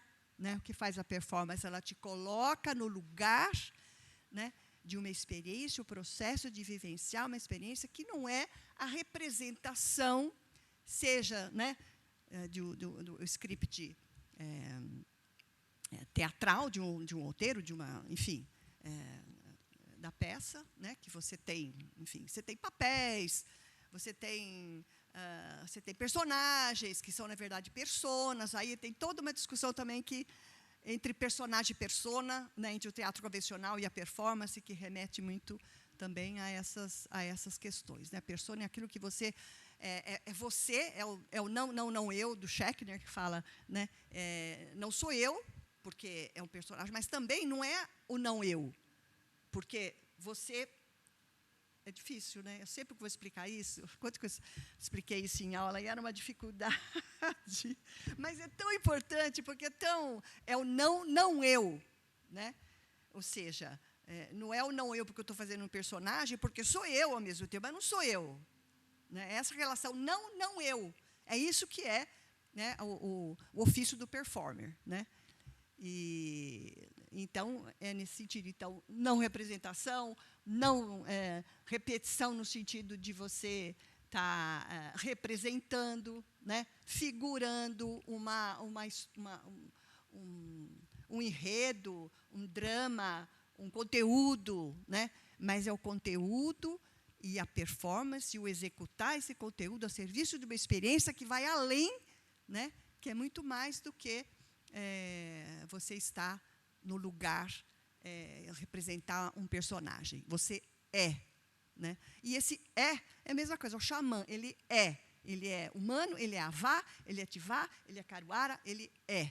Né? Esse é que é o X da questão. Não sei se esclareci, mas aí tem muitas das teorias da antropologia da performance que abordam. E a antropologia, e o Turner escreveu antropologia da performance e antropologia da experiência. Porque a base dele pensar a performance é a antropologia da experiência. E aí, bom, aí é outra história. Obrigado pelas questões que vocês colocaram. Eu acho que a gente tem que fazer uma reflexão ética, sim, sobre a nossa relação com essas imagens. Né? O que não quer dizer que a gente não possa trabalhar com elas. A gente deve trabalhar com elas. Né? O que eu tentei fazer lá atrás? Né? E o que eu tento não fazer desde então e muito menos agora. Né? O que eu tentei fazer foi exatamente tentar perceber naquelas imagens aquilo que aquelas pessoas estavam ou poderiam estar pensando, né? Ou poderiam estar agindo naquele momento para além da armadura que a exposição colonial colocava para elas. Nesse sentido, o filme da Vênus Negra é um filme absolutamente fabuloso, porque nós temos muito poucas informações sobre a Sara. São muito poucas as informações que nós temos. Nós temos as imagens que foram deixadas delas e comentário de outros que não ela mesma sobre aquela situação. O diretor do filme, ele fez um trabalho absolutamente extraordinário, que é você tentar arrancar o sentido daquele grande silêncio que ela deixa para a gente. Se vocês forem pensar no filme, ela fala muito pouco vocês viram o filme, né? Imagino. Mas ela fala muito pouco ao longo do filme inteiro, né? Eu acho que esse ponto é um ponto absolutamente fundamental.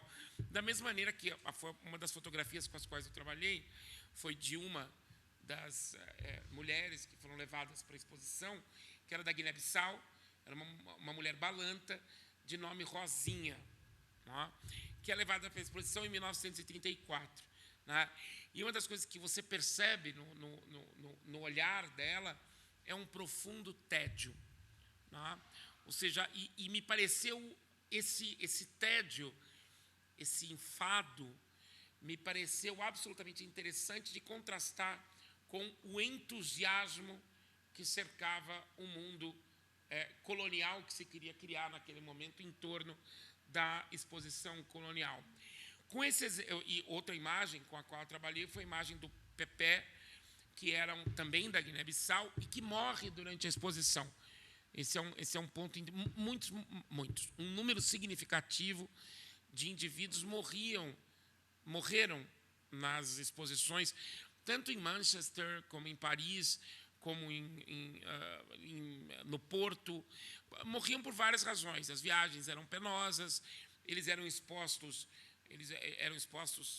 com poucas roupas, né, em contextos climáticos adversos, né, ou seja, no Porto, mesmo no verão, pode fazer noites muito frias, pode fazer momentos muito frios, então pegavam resfriado, pneumonia, etc., morriam. Né? Então, eu tentei trabalhar com a morte do Pepé. Né? Agora, o que eu acho qual é o esforço que eu acho que a gente tem que fazer? Primeiro, tentar o máximo possível circunstancializar aquelas pessoas que estão naquelas fotos, o que não é fácil, né? Porque implica no caso das exposições coloniais, implica todo um esforço de você identificar essas pessoas e particularmente no que diz respeito às exposições que foram realizadas em Portugal, nós temos uma imensa dificuldade, porque as exposições que foram realizadas desde o final do século nos Estados Unidos ou, no caso da Inglaterra, por alguma razão que eu não sei direito qual é, você consegue recuperar diários dessas pessoas que escreviam sobre o que estava acontecendo. Né? Então, você consegue compor algo que, no caso das exposições coloniais feitas em Portugal, nós efetivamente, até onde eu sei, nós não temos. Mas tem que ser feito um trabalho de você procurar identificar essas pessoas e tentar, pelo menos, contextualizar cada uma dessas imagens que vão passando sobre essas pessoas que estão sendo expostas na exposição, para você evitar um efeito que ocorre em uma série de trabalhos feitos a partir dos anos 90, que é quando começam a existir trabalhos sobre a França, começa a fazer, nos Estados Unidos é feito, na França é feito, e é como se, de alguma maneira, os intelectuais se surpreendessem. Né? Então, havia uma espécie de surpresa. Nossa, como é que aconteceu isso em Paris em 1930? Nossa, como é que aconteceu isso em Lisboa em 1940? Havia toda uma espécie de surpresa, né? E uma surpresa que interpela muito particularmente a antropologia. Por quê? Porque os antropólogos que estavam se formando naqueles contextos, eles iam a essas exposições e faziam pesquisa de campo nas exposições, o que é de uma brutalidade atroz. Né? Então, um esforço que foi feito a partir dos anos 90 foi tentar incorporar esse capítulo à história da antropologia. Você tem que incorporar esse capítulo à história da antropologia e evitar ao máximo, e aí estou eu falando agora, evitar uma espécie de estetização da exposição colonial. Evitar, portanto, quer dizer, eu não poderia aqui circunscrever cada uma das imagens. Tá? Evitar uma espetacularização dessas imagens, porque, de alguma maneira, é como se você tivesse, mais uma vez, cometendo uma imensa brutalidade que já foi cometida uma e outra vez com essas pessoas no processo de exposição, da sua exposição. Então, se você vai trabalhar com essas imagens, tem vários mecanismos. O que a Grada Quilomba propôs, e que eu acho que tem que ser levado muito a sério, é você olhar para elas de verdade. E aí, olhar para elas de verdade talvez, numa situação como essa, de uma plateia, não seja possível. Então, o que ela propõe é você tentar refletir em condições mais íntimas, como pode ser de um livro.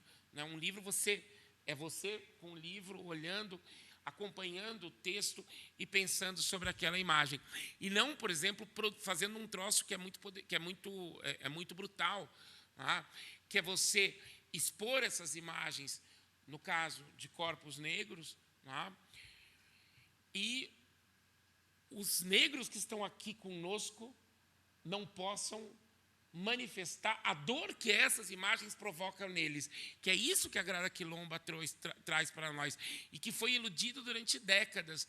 Ou seja, em que medida o corpo da Sara, que estava no Museu do Homem, em Paris, exposto, não era uma violência para cada um dos negros que passava e entrava naquela exposição. E falava, e se surpreendia, o que é isso? Né? Vou contar uma história para vocês. E na Catalunha, existia um pequeno museu, numa cidadezinha suspeita, chamada Banyoles. E existe um pequeno museu nessa cidade que tinha um negro empalhado na entrada do museu.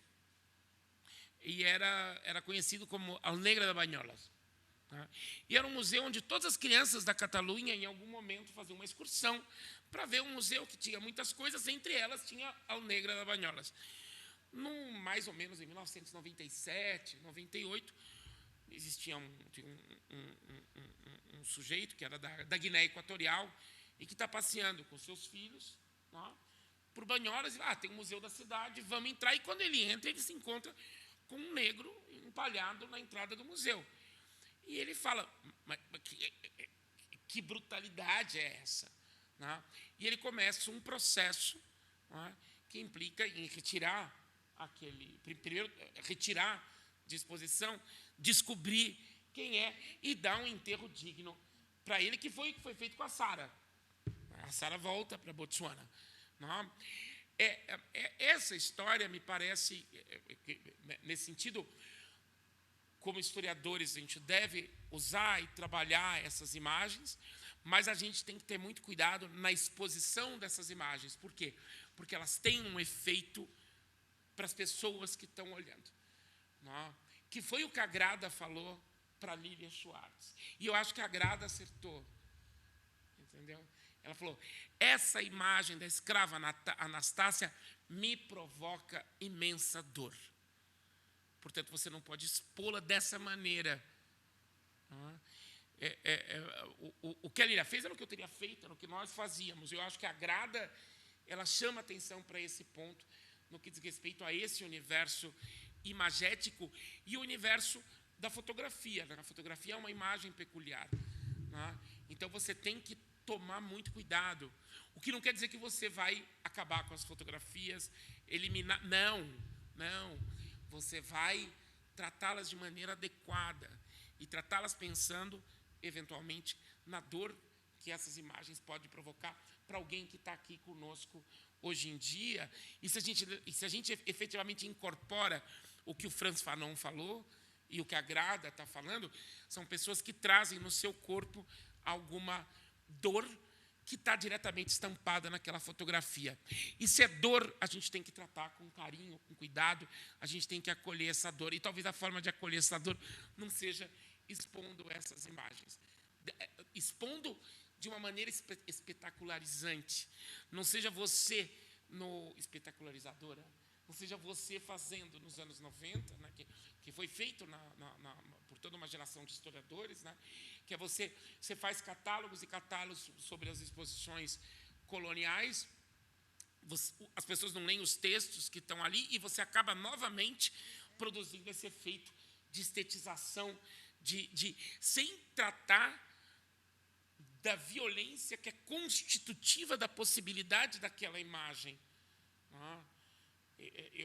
Eu tenho a impressão que, e aí, nesse sentido, eu acho legal estar num seminário, num congresso de História da Arte. Né? Por quê?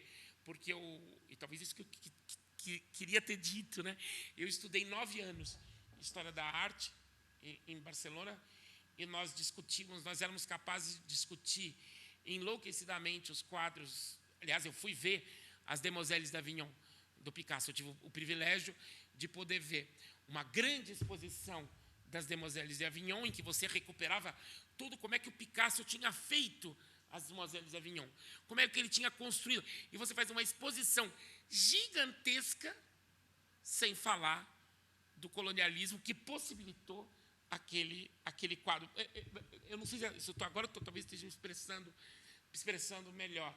Ou seja, com isso eu não quero dizer que a gente não deva apreciar, olhar, pensar, né, as pinturas modernistas, né, seja dos cubistas, seja dos fauves, seja dos expressionistas, que são absolutamente extraordinárias, mas que eles olharam para as máscaras africanas e que eles puderam olhar para as máscaras africanas por causa de um exercício de pilhagem sistemático que estava sendo feito naqueles contextos coloniais, isso é inegável. É como a gente olhar para o filme do Tarzan sem falar de colonialismo. Você pode gostar do Tarzan, você pode achar, mas você tem que chegar e falar que isso daqui foi possível por causa disso outro aqui. E isso outro aqui é uma violência extraordinária. Então, a gente tem que incorporar, tanto do ponto de vista descritivo como do ponto de vista analítico, essa violência, sem o qual a gente está reproduzindo o encobrimento dessa mesma violência. Eu não sei se eu me expressei adequadamente, mas eu iria nessa direção. Omar, e por conta dessa reflexão, você agora indo em direção dos artistas. Não tem outra, não existe, é uma questão existencial. Não existe outra possibilidade para mim. E aí desculpa, eu estou numa situação que não existe outra possibilidade que não seja tentar abrir essas janelas. Que são essas janelas da Guiné. Eu tenho que fazer isso. E tenho feito, mas não sistematicamente. Ou seja, são 30 anos de pesquisa em diferentes contextos africanos, entendeu? A Guiné-Bissau, partes de Moçambique, foi Uganda, e o tempo todo eu me deparando com manifestações que nós podemos associar à ideia de arte, né? Sejam elas o exercício da performance que está ali o tempo todo, né? São as artes da imagem, que são absolutamente performáticas também. Eu acho que aí a gente tem algo que você traz para a gente aqui, que os Assurini podem nos ajudar a pensar o Pollock de outra maneira. Aliás, não foi o Pollock que inventou aquilo. Eu acho que esse pode ser um grande desafio. E no meu caso, em particular, eu não tenho outra saída. Você chega num momento que você fala, não, agora eu tenho que olhar para o Malangatana Valente, eu tenho que olhar para o Chissano, né?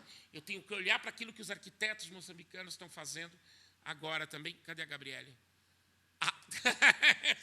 Isso é diretamente relacionado com conversas que nós vimos tendo.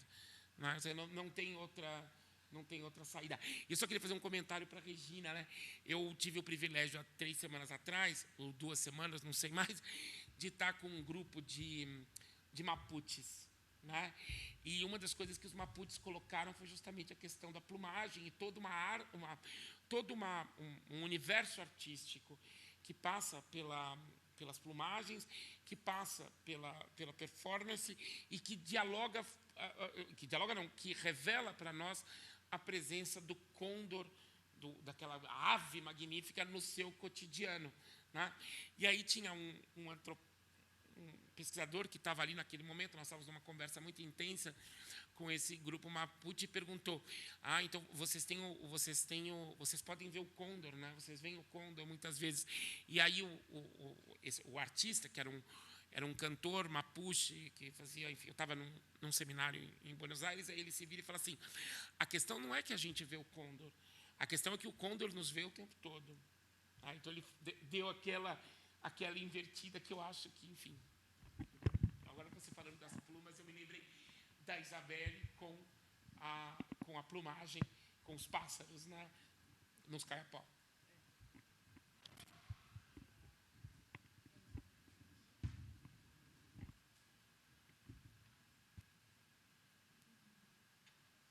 Fez sentido o que eu falei? Estava muito caótico.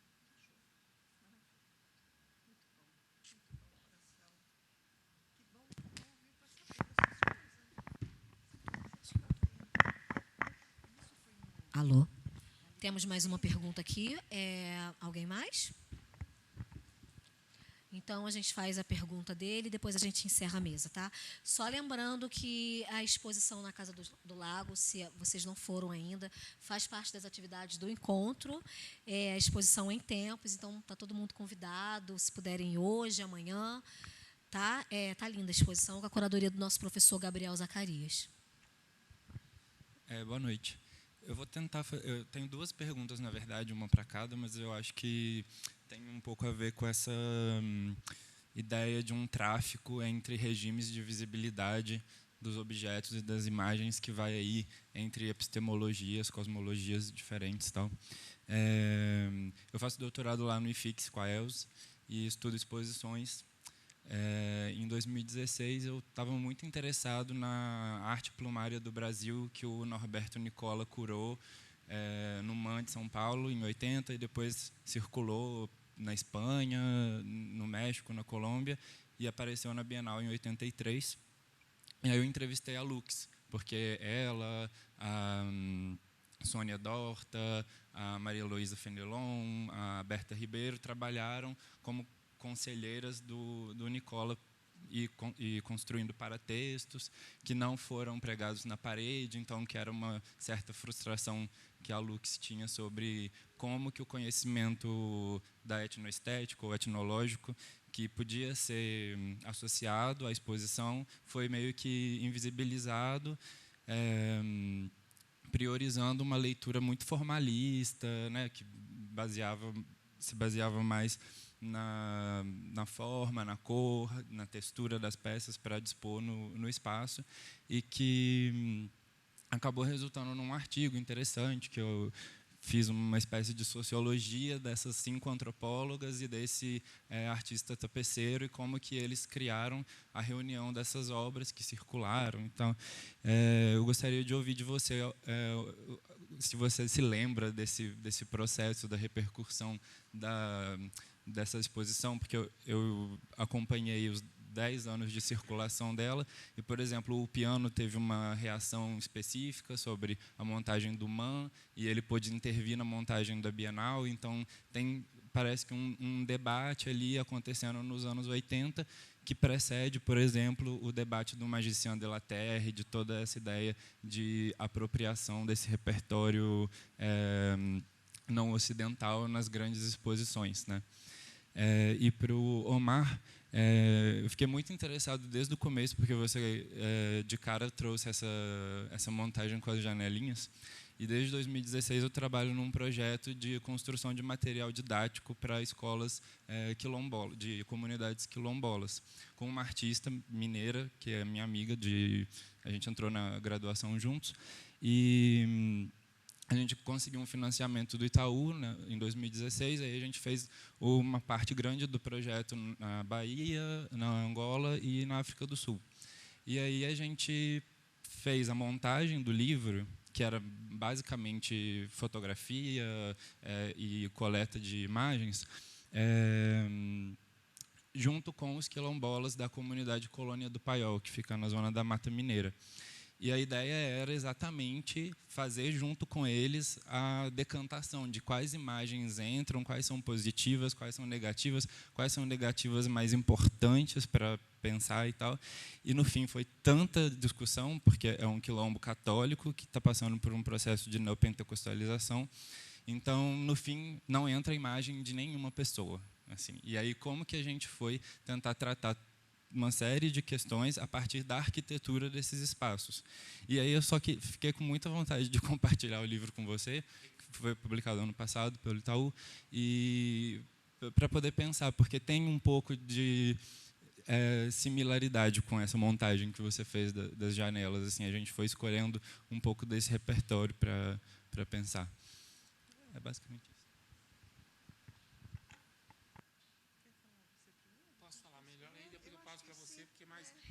Na verdade, eu vou falar rapidamente das janelinhas, então, só das janelinhas. Uma das coisas que mais me impressionou no caso, e é muito peculiar da Guiné-Bissau, que é muito diferente do contexto moçambicano, né, onde eu trabalhei mais intensamente, mas na Guiné eu fui em 89, voltei em 2012 e voltei em 2013, né? Então eu passei um longo período sem ir e retornei. E uma das coisas que me pareceu mais impressionante foi a maneira, a forma absolutamente exterior com a qual os guineenses e as guineenses lidavam com as marcas materiais da presença colonial portuguesa na Guiné, né? Ou seja, havia ao contrário do que aconteceu, por exemplo, em Moçambique, onde você tem de um lado ou em Angola, né? Onde você tem, por exemplo, a incorporação do que seria o patrimônio material, no caso o patrimônio arquitetônico construído durante o período colonial. O que você tem é o abandono por parte dos portugueses desse universo arquitetônico e urbanístico e a apropriação desse universo arquitetônico e urbanístico por parte de angolanos, no caso de Angola, e de moçambicanos, no caso de Moçambique. Você se apropria e aí você faz um monte de coisa com isso daí. Você pode até destruir. Você se apropria, você pode destruir, você pode reinventar, você pode reimaginar esse espaço e você pode depois, inclusive, transformar em patrimônio próprio, que é o que eu observo com essa outra... desculpa, deixa eu colocar aqui no... Fiz uma bobagem.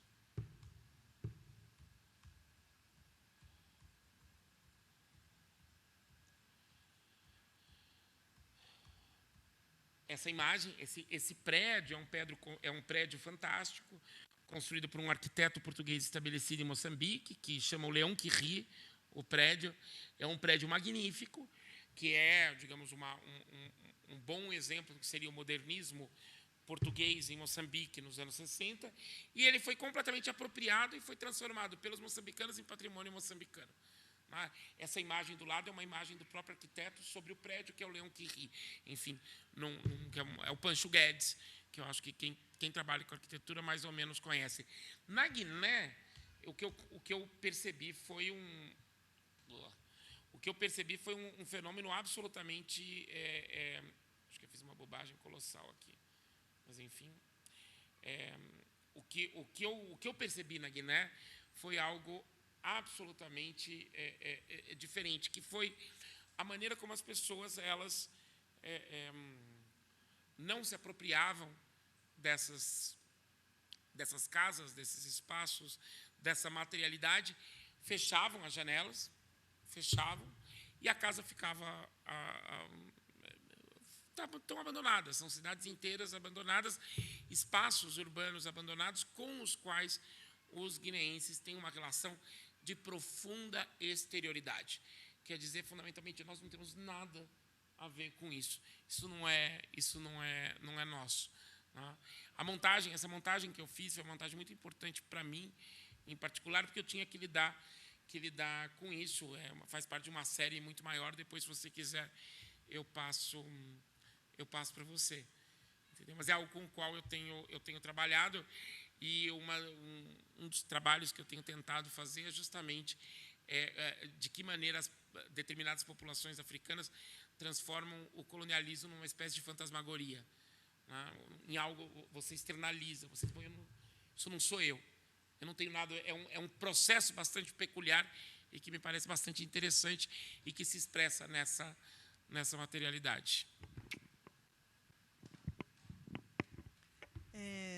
Achei muito bom você fazer essa apresentação do seu trabalho, né? Vem em você alguém que compartilha, né? E sabe o que a gente está falando aqui. Eu fui coordenadora adjunta do Brasil mais 500, aquela exposição na Oca, fui curadora da exposição do Brasil na França. Então, essas questões, né, são muito...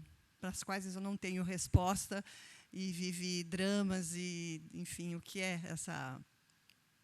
essa estetização, essa apropriação, e eu sempre defendi minha posição, não tem que ser, e a Daniela Thomas, que fez a exposição no Brasil na França, né? E era uma relação assim, ela, enfim, defendia, né, o trabalho dela, que era, enfim, apresentar da maneira mais espetacular e acachapante, e é isso mesmo, né? A arte indígena, né? Então, esse contexto aí de apresentar e com uma curadoria e uma cenografia nossa com a arte indígena, enfim, é uma história e é um drama que eu vivi, e hoje e os anos se passaram, muitos anos, né? E hoje é nada como viver assim, a vida, né? Como a vida te leva e te transforma, né? E hoje, quer dizer, a experiência que eu estou tendo com uma casa, chama Casa de Memória Leôncio Arara, dos Arara da Volta Grande do Xingu, né? Que é a constituição, e está no âmbito da formação de agentes em patrimônio, e uma formação com o pessoal que fez o Quarri, né? O pessoal do Oiapoque, né? Que constituíram, né? O Quarri, e a formação deles também contou com a visita deles aos museus indígenas no Nordeste e nos Caingangue, e aí, né, o que tem sido para mim hoje, né, muito mais importante do que essas curadorias, né, que eu fiz e que eu não nego, não invalido, não, porque eu tinha e ainda tenho como fazer essas aproximações que eu faço, que é para dizer, gente, olha que legal que é a arte indígena, só isso. Olha como essa gente é demais, é isso, é uma coisa assim de tietagem mesmo, tietagem da arte indígena. Eu sou uma tiete da arte indígena. E o que eu posso fazer para valorizar, para levar, para dizer, olha que se né, esse público que vai lá, né, na França para ver arte indígena, e o que é isso? A exposição da Elce lá, da miçanga, no Museu do Índio, né? Essa coisa mesmo de você ficar, de provocar, né, essa experiência de estupor, né, com a beleza, né, com a beleza que é a arte indígena, né? E hoje, então, a coisa que mais esse grupo que, enfim, os Arara da Volta Grande, né, é um povo, assim, por isso a importância deles conhecerem os povos do Nordeste, né, e toda essa coisa dos museus indígenas, né, deles, o que é para eles, enfim, expor, guardar, estetizar, enfim, e ter esses espaços, né, a casa do Leôncio Arara, que foi a grande liderança, né, que, como ele mesmo diz, que eles se certificaram como indígenas, né, agora nos anos 2000, né, eles, enfim, assumiram e hoje, em frente a Belo Monte, né, eles, como dizia o senhor Leôncio que fez todo esse movimento, né, do território ser demarcado, e ele faleceu, e ele não quis nunca sair da casinha dele, né, de tábua e cobertura de palha, para mudar para as casas lá que a Norte Energia construiu de alvenaria. E a ideia deles, então, é manter a casa do seu Leôncio. Ela é o objeto de exposição, né? Ela é esse lugar, né, do museu, eles elaborando o que é o museu indígena, o que mostrar, como mostrar, para que mostrar, o que é essa relação, né, da exposição com o público. Mas eu, no meio de toda esses conflitos, né, que foram sempre muito grandes, quando os Açuriri foram convidados a participar da exposição Altares do Mundo, eu contei o convite, né, coloquei o convite para eles lá. Bom, vocês vão, não vão? O que vocês acham? O que é e tal?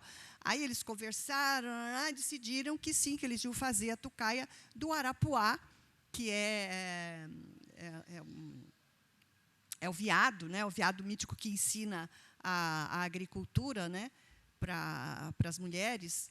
E é o ritual propiciatório, né? O ritual do Arapuá é o ritual propiciatório para garantir a agricultura, né? O sucesso da roça, né? Então, esse podia, porque o outro, que é para as doenças, que lida com a morte, que lida com... Esse não podia, né? Esse era perigoso, esse não podia. Quer dizer, eles construíram critérios do que levar, o que mostrar, né? E lá, aquela imagem que eu mostrei, que eu falei, bom, isso aí, se for o caso, eu conto, mas eu acho muito legal contar. A tucaia do Arapuá são 2 troncos de madeira. Tem uma hora que eu mostrei para vocês, que são os pés, né, invertidos. Esse é o que ele levou. Está vendo esses 2? E tem o que é mesmo. Volta na sequência para ver se eu acho o que é a tucaia do Arapuá. Vai para cima um pouco. Está logo em cima, essa aí. Essa aí é a tucaia do Arapuá, isso no ritual Assurini. Aí eles decidiram que ia ser essa tucaia, aí levaram. Então, vamos fazer essa. Só que esse tablado, e a ideia do curador lá era fazer uma coisa um chão de terra, né? E aí em cima de um tablado. Então, os paus, a gente levou esses cilindros aqui, da aldeia, isso a gente levou, porque tinha que levar, ele é desenhado, ele é de uma tal madeira e tal, e não sei o quê. Mas os troncos maiores, eles tinham que arrumar lá na Alemanha, né? Enfim, e a estrutura, eles que inventaram também de fazer uma coisa no tablado, e esse pau tinha que entrar e não enterrado, tinha que ficar dentro dessa solução deles aí. O que acontecia? O pau não parava, né? Porque não deu certo.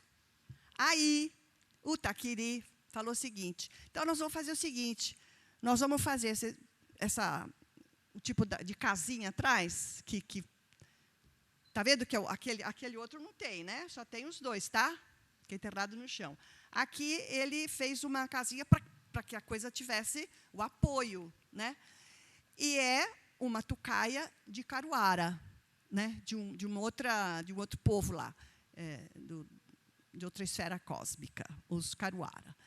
Aí ele falou assim, aí eu falei, eu nunca tinha visto isso, juntar 2 tucaias. Foi uma solução técnica que ele deu, né? Ele falou, não, a gente põe as 2 aí, junta as 2, e aí ele conseguiu uma solução técnica. Só que disse para mim, não, é o seguinte, todas as tucaias, o pajé vê que elas existem enquanto protótipo, né?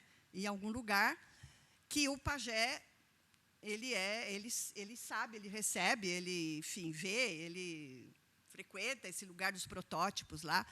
E aí, um pajé, uma vez, falou que, quando o Arapuá é pequenininho, porque esses seres, eles são povos que nascem, crescem, viram adultos e tal, né? Quando eles são pequenininhos, Caruara tem que vir junto. Por isso, então, tudo bem fazer a cabaninha do Caruara para dar uma solução técnica, porém prevista nos protótipos que os xamãs consultam, né? Minha conclusão, eles resolvem muito bem, e muito melhor que a gente, com esses tormentos que a gente se coloca. Alô. Obrigada ao professor Omar e à Regina pelos debates riquíssimos dessa tarde.